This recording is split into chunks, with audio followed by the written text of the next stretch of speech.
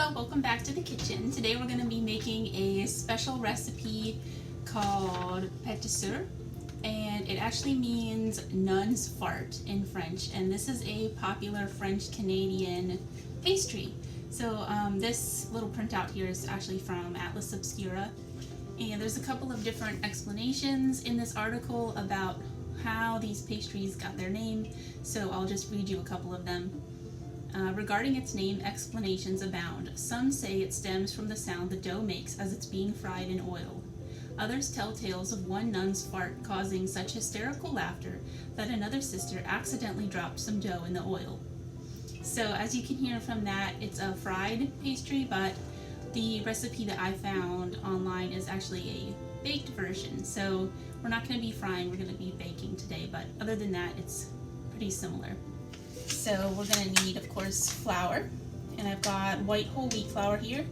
White whole wheat flour is still whole wheat flour, which is healthier for you, but it's white whole wheat flour means that it's kind of a lighter, less dense version of whole wheat flour, so it's better for baking.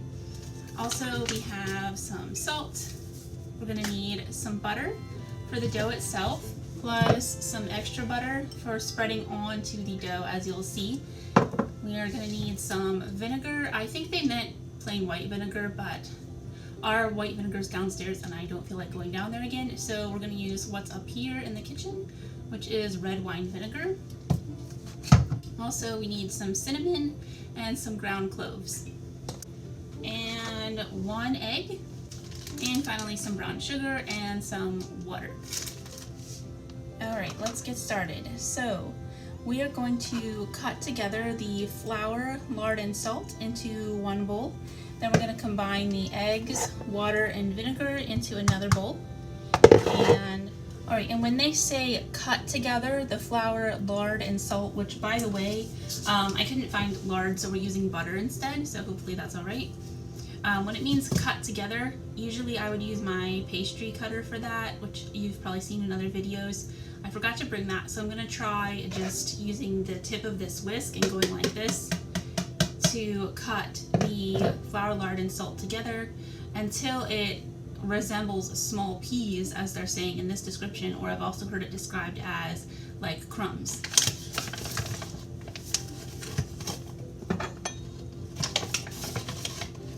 Alright, so I scooped up a big mountain of flour, and I'm going to use the back of the knife, the flat side, to level this off.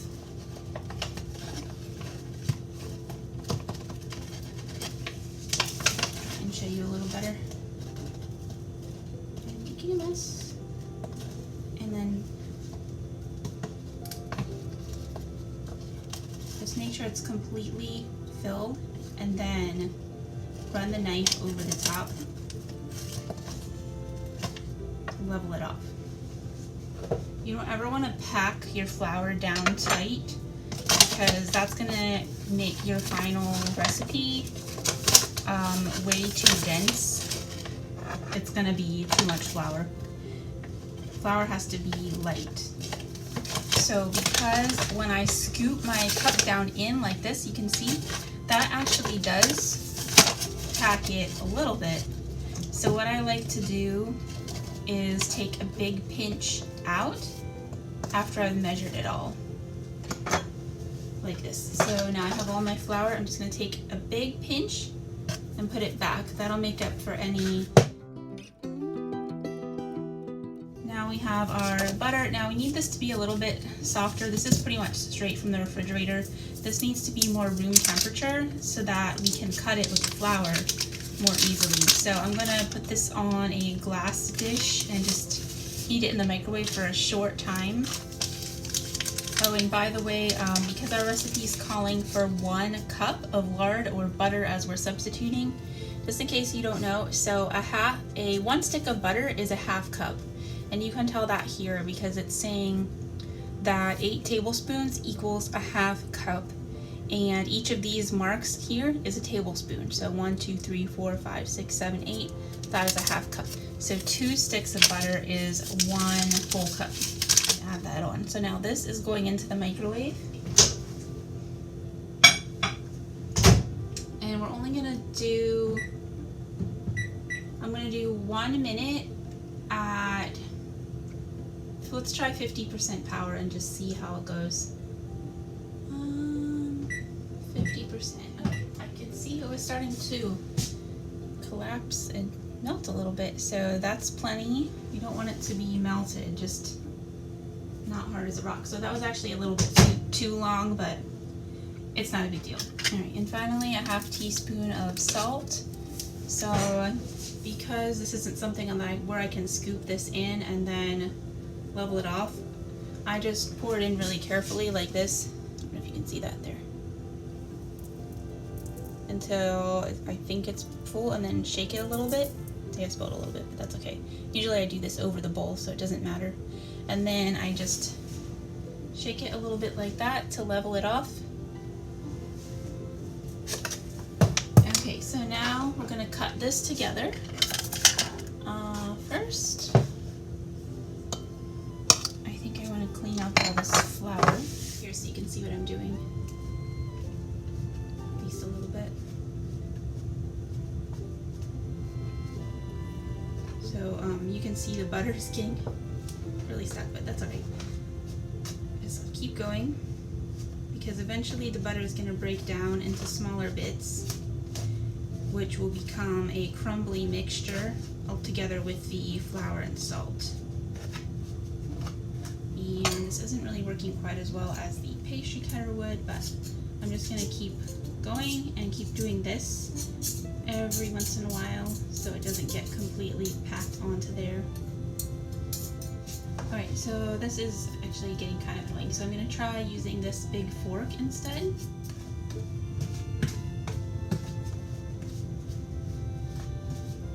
I've heard that you can also do this by rubbing it together with your fingers. I'm not prepared to get quite that messy right now. Okay, this seems to be working pretty well.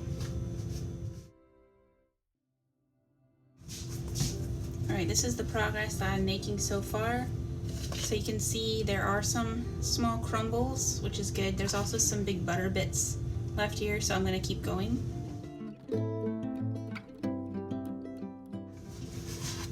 Alright, this is basically what it needs to look like. So we're going to take our other bowl and mix together our egg, water, and vinegar. So this has to be a beaten egg, so we're going to put the egg in first and beat it. It's hard to do on a plastic bowl. Okay.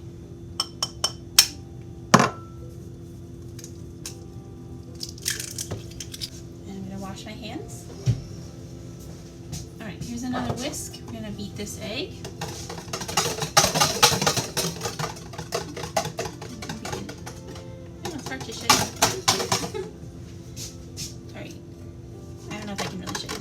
But basically, I'm just going to beat the egg like this.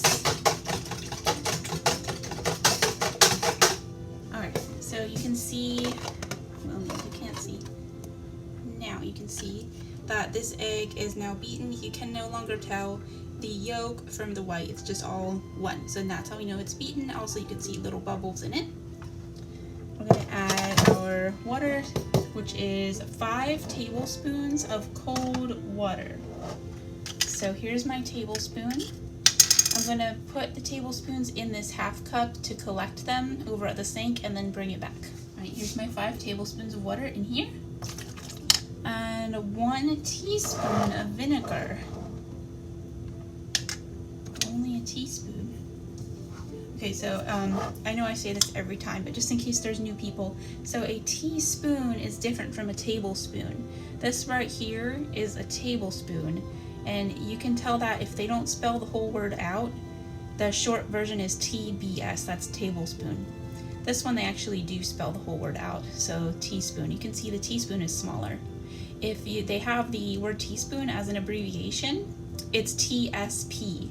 So TBS or TBSP is tablespoon, just TSP is teaspoon. Alright, so you don't want to get those mixed up because you can see how different they are. 1 teaspoon of vinegar. So I'm just going to combine it with my whisk.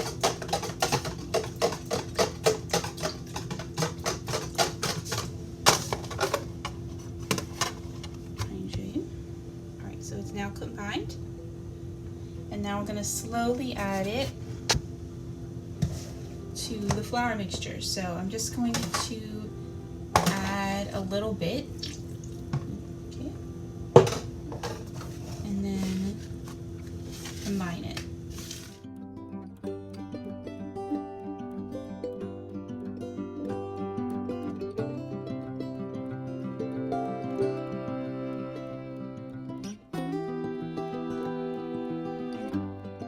And here's where we may need to use our hands. So you can see it is starting to become a dough. But what we need to do is just get these dry breadcrumbs from the bottom, well not breadcrumbs, but you know what I mean, and make them combine with the wetter sections on the top. Sometimes that last little bit of flour just doesn't want to get combined. So I'm going to start digging my hands down in and squeezing it together with the drier parts. I'm going to take this out now, I think. Now the next step is we're going to wrap this dough up once we get it completely formed into a dough ball and refrigerate it for 1 hour. Alright, so we have a pretty good dough ball. There's still a little bit of crumbly crumbs here, but I'm trying to get combined in by squeezing it together.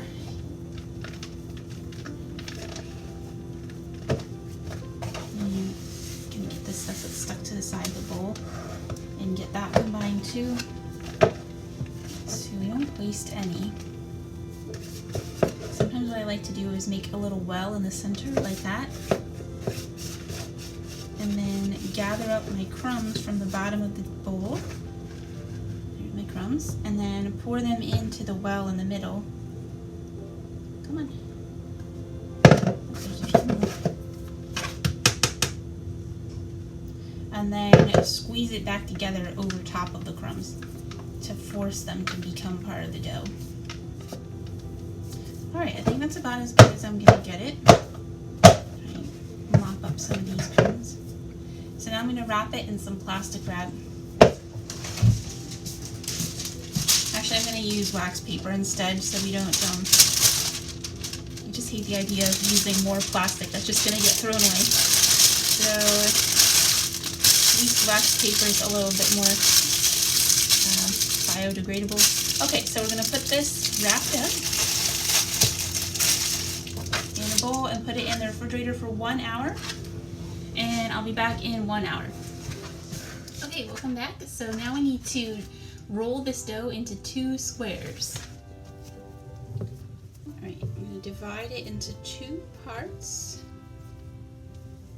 Now, interestingly, I just noticed this recipe doesn't say how thick each square should be or what size it should be. So I guess we're just going to guess. I'm imagining it's got to be pretty thin because you want to get those thin, flaky pastry layers.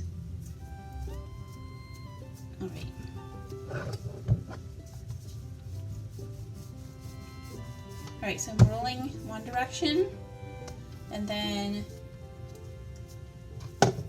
flip it over, roll one direction, then roll the other direction.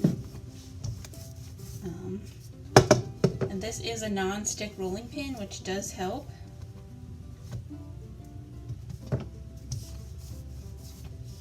It's still sticking a little bit though. So I may need to put a bit of flour on the rolling pin.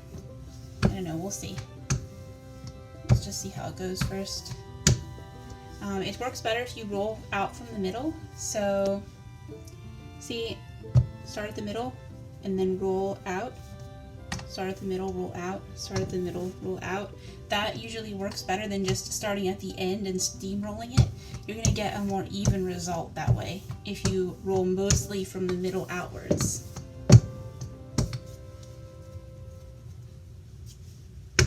I'm just doing this on the edges to make it be more of a square, because that's going to make it easier when we get to the next step. When we're going to layer this like a sandwich with cinnamon and sugar in between, and then roll the whole thing up into a log.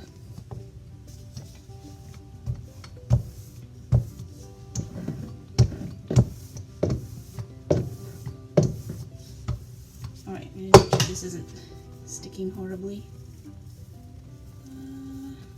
Alright, it's doing okay. I feel like I need to put some flour down. The recipe doesn't say to do that, but usually when you roll stuff out, you put some flour down.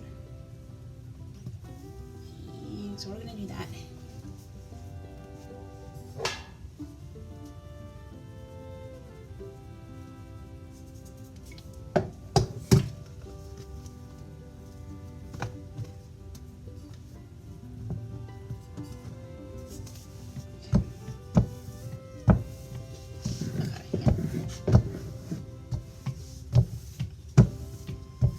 A little faster with flour down too, because it's not sticking to the counter.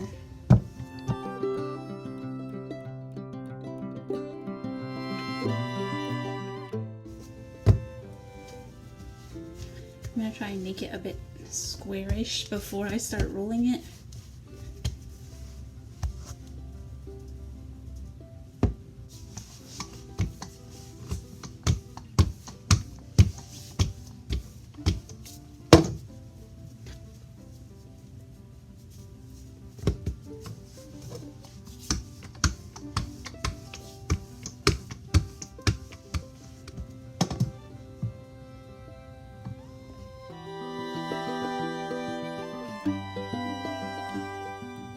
Okay, well it's not exactly a square, or really anything like a square, or like a continent, but I think it's okay. So now we're going to sprinkle on, well first we have to spread with butter, then sprinkle cinnamon and sugar. Alright, this is the little bit of butter that I saved. It's been sitting out all this time, but I want it to be a bit more melty before I try and spread it over this dough, so I don't accidentally rip the dough. So I'm going to put it in for about like 30 seconds, no, not that long, 20 seconds on 50% power maybe. Alright, I did 30% power and I actually stopped it after only 15 seconds, and that's plenty. So now we're just going to spread this butter all over this dough.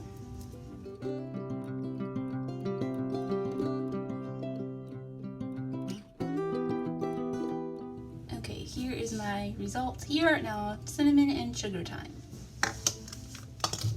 Alright, it's calling for 1.5 cups of brown sugar. I'm not sure how we're going to fit all that sugar on this little piece of dough. Maybe I should have rolled it out thinner, but I'm not sure how much thinner I could have gone without. Hello. So there is actually a thing you can get, which we use it with my relatives when we make sand tarts. It's like a thin sheet of fabric that goes over your rolling pin. And then it's like another fabric, sort of like a thin sheet of canvas that you tape down to your countertop. So that can help you roll stuff out really, really thin, like for sand tarts, without it sticking. So you might want to look into that if you're doing recipes where you have to roll stuff out really thin. I don't have that here, so I just rolled it as thin as I could get without it sticking with what I had. So we'll just see how it goes. I'm sure it'll still be good. Okay, so since this is more of a issue of flavor than trying to get an exact chemical reaction, I'm not going to bother leveling this off and making it perfect like I normally would for baking, because we're just going to be sprinkling this over anyway. Okay, I think 1 cup is the maximum amount of sugar I'm going to be able to fit on this. So we're just going to do 1 cup.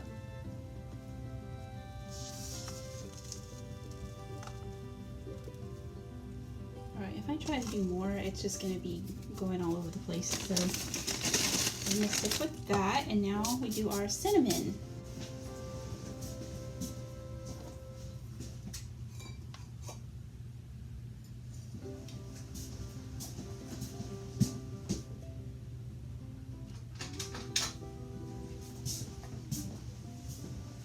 Alright, this is calling for 2 teaspoons of cinnamon. The one that I have right here is actually a 1/2 teaspoon, but I don't measure cinnamon that exactly anyway, because I think it's always nice to have a bit of extra cinnamon above what the recipe calls for.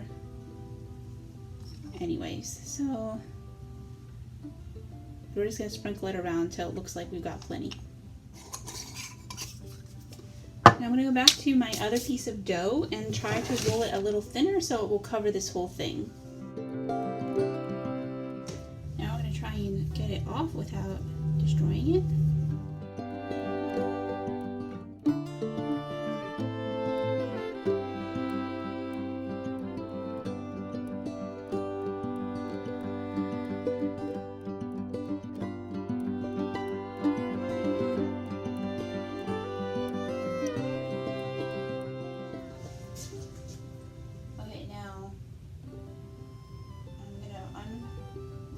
Roll it from the pan and onto the top of my sandwich here, which I will show you closer. Right, so now it's like a little sandwich. This is the piece that fell off there. So get that back on there. Okay, I'm going to press it down.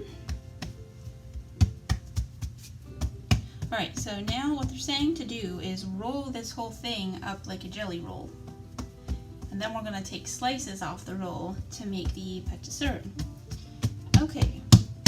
Alright, I'm going to try and squish this down and kind of press the edges. Sort of like how I've heard some people do this with their peanut butter and jelly sandwich to stop the peanut butter and jelly from oozing out. So that's sort of what we're trying to do here, because we've got a lot of fillings in there. Okay, now I'm going to try and roll it.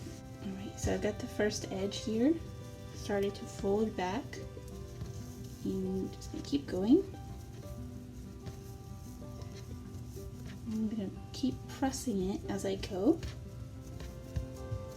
so that later when I go to cut the cookies out, all the layers are going to stick together instead of falling apart. That's the plan anyway.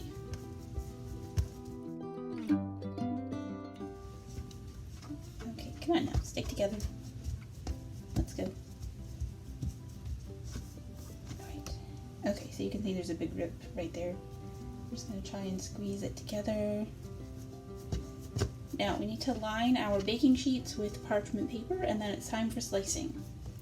Hopefully this works. I'm going to squeeze the ends together a bit too, so the end isn't going to fall apart too much when I start cutting.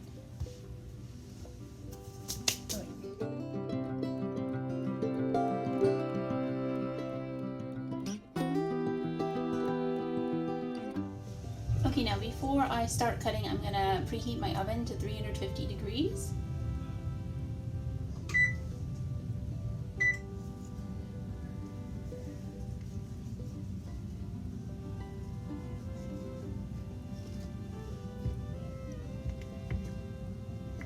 Okay, this knife works much better, and it's serrated, which means it's got the wavy edge. So that type seems to be working really well to cut these.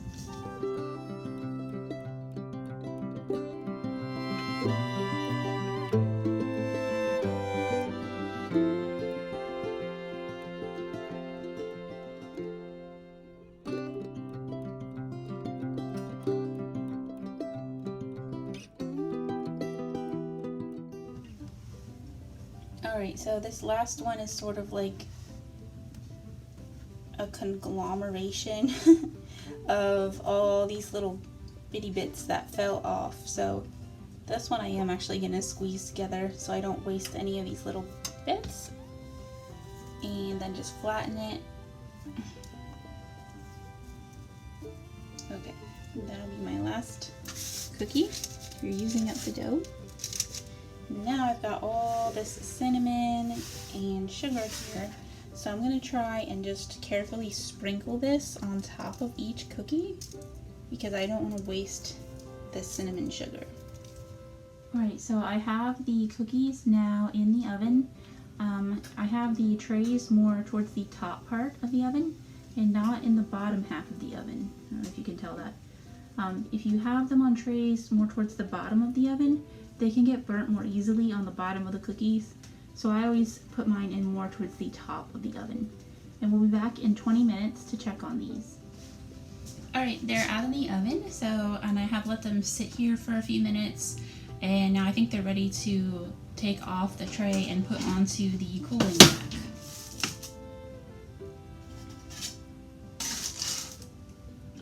So this is the final result.